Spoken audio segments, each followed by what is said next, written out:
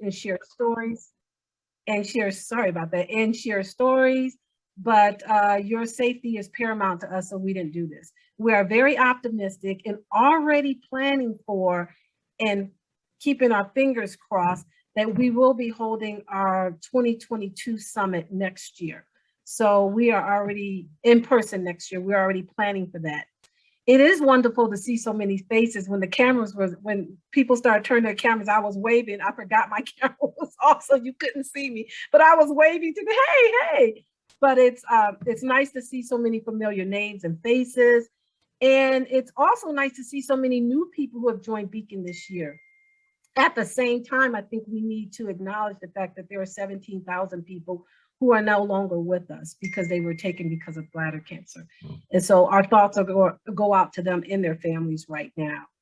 Now, even though we've been working remotely for, I can't believe it, a year and a half, we have continued to work hard to bring programs and services to you. So I'm hoping you are enjoying those.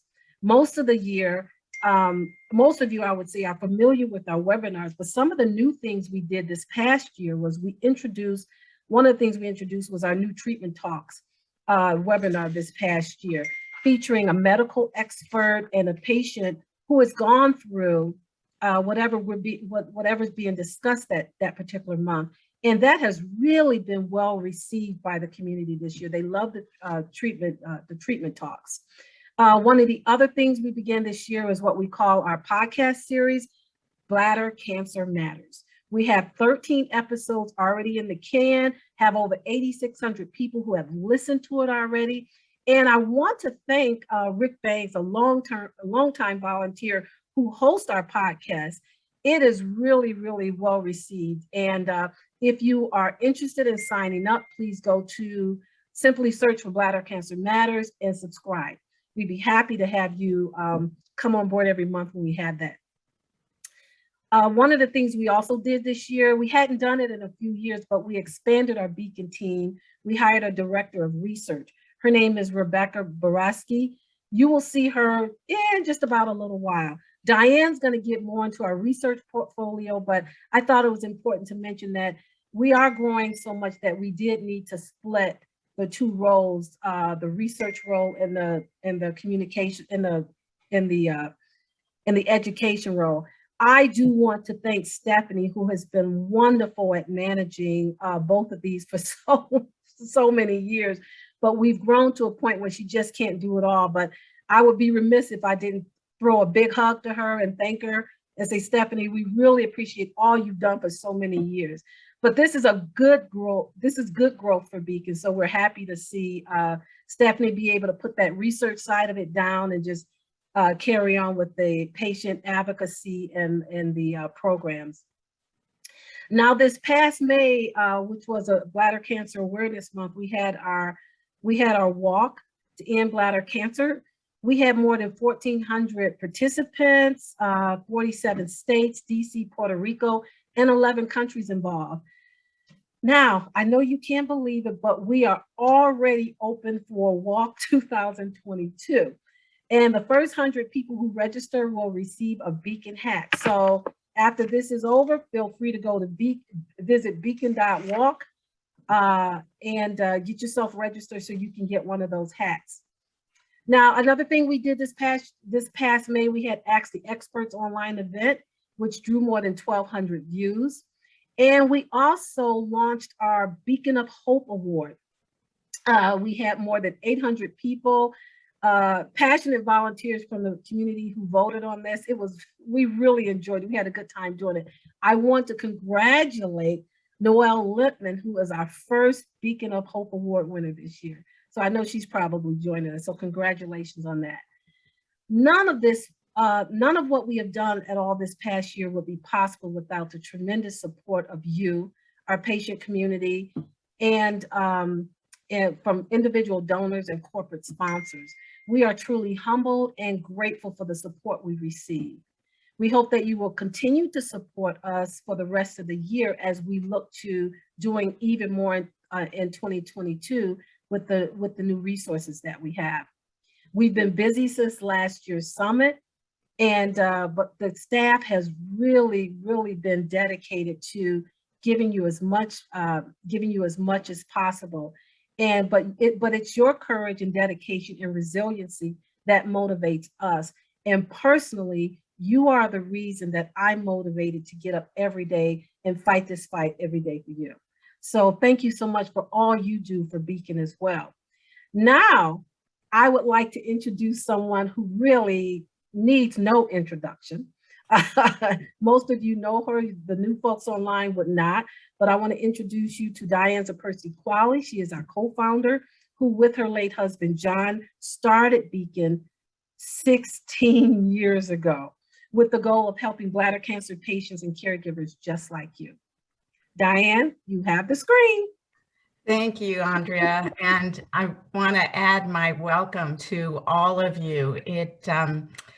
Just looking at how many have joined us, and I just feel like how amazing it would feel if we actually were all together in the same room and we could share each other's energy and make the connections that I know that are so important. So as Andrea just said, we are all really hopeful that next year we'll be able to be joining together in this wonderful program.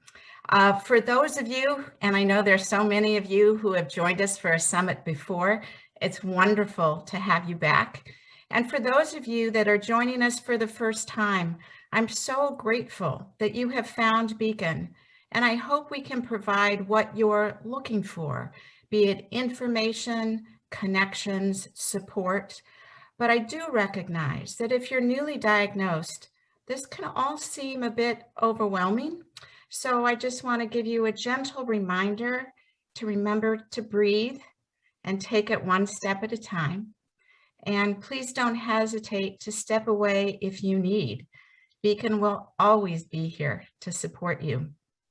As Andrea already mentioned, my late husband and I started Beacon 16 years ago because despite the prevalence of bladder cancer at that time, there was little public awareness, no patient-centered support or information for bladder cancer, and there were no treatment advances and little treatment options.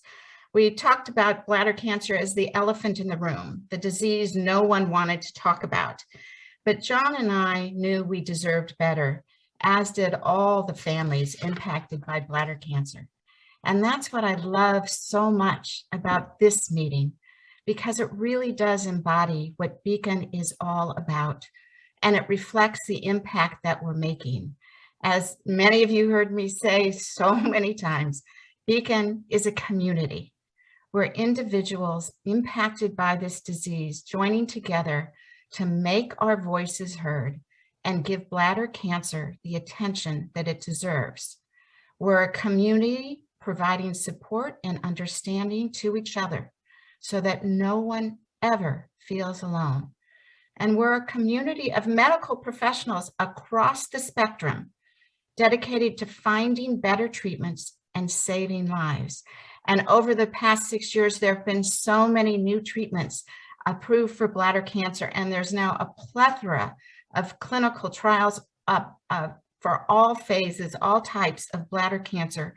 And as we can see by the generosity of our sponsors for this program, there are numerous pharmaceutical and biotech companies that are devoting significant resources to finding new and better treatments. So it's a really exciting time and a time for all of us to have great hope.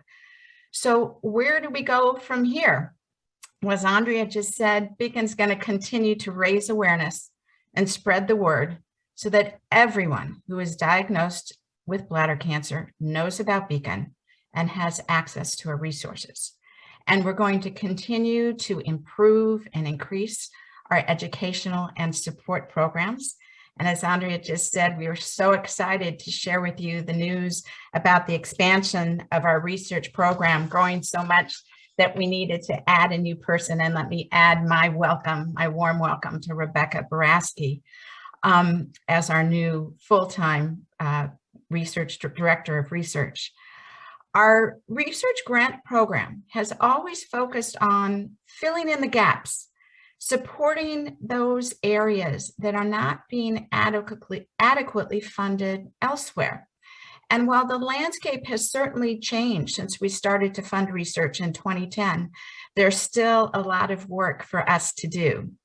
We started first with our Young Investigator Awards, and that was launched to show the postdocs and fellows and residents in the medical community, those who had already demonstrated an interest in bladder cancer research, that there is funding for bladder cancer, and thereby we wanted to make sure that these best and brightest individuals would continue to dedicate their career to bladder cancer. And this program has been hugely successful, with the majority of our award winners now so deeply engaged in the BCAN community, providing support for our research review programs, as well as all of our educational programs. They are taking leadership roles in clinical trials and leadership roles at medical conferences, and it's just so exciting to see. On the other end of the spectrum for our research grant program is our Bladder Cancer Research Innovation Award. And that is focused on the more experienced, seasoned investigators who have creative ideas that may be difficult to be funded elsewhere because they are high risk. But while they are high risk, they also promise a high reward that could really move the bladder cancer field forward. And this program as well has been incredibly successful, with the research that we are funding going on to provide the foundation for additional research projects, and also has allowed us to attract some seasoned investigators who were not focused on bladder cancer to bring their talents and energies to the bladder cancer field. So we have a new award for 2022. It's our Career Development Award, and it sort of fills in the gap between the Young Investigator and the Innovation Award. This is to support new faculty members, junior faculty at medical institutions, to ensure they have the resources needed to have time to do the research, in addition to perhaps clinical duties, to do the research that will translate new concepts into clinical practice. So the result of our growth of our research program is that for 2022 alone, BCAN will provide more than $1 million in research grants. And I am so excited about this and just thrilled at the impact that we are making. So our wonderful BCAN staff has an amazing program lined up for you this afternoon. Please take from it what you need and what you're looking for.